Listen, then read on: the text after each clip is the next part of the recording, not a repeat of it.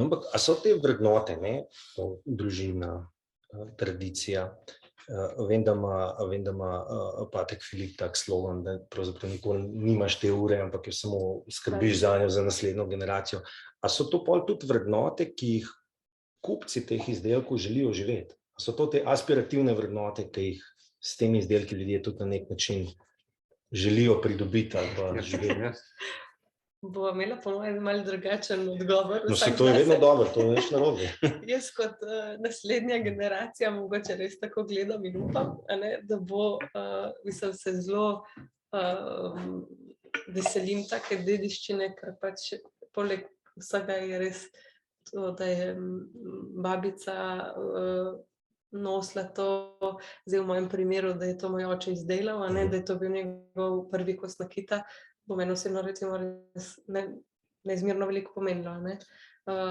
Tako da v tem primeru se mi zdi, da je to prava zgodba, ampak definitivno pa ni to vse za naslednike, ampak moramo tudi malo sami uživati.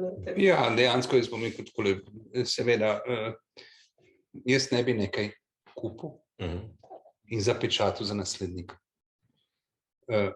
Jaz mogoče zaradi mojih centimetrov, ampak jaz bi rekel, seveda jaz bi nekaj kupil, imel tudi v mislih družinsko zakladnico vse, ampak predvsem živimo enkrat, živimo relativno kratko obdobje in zakaj ne, intenzivno delati, intenzivno uživati.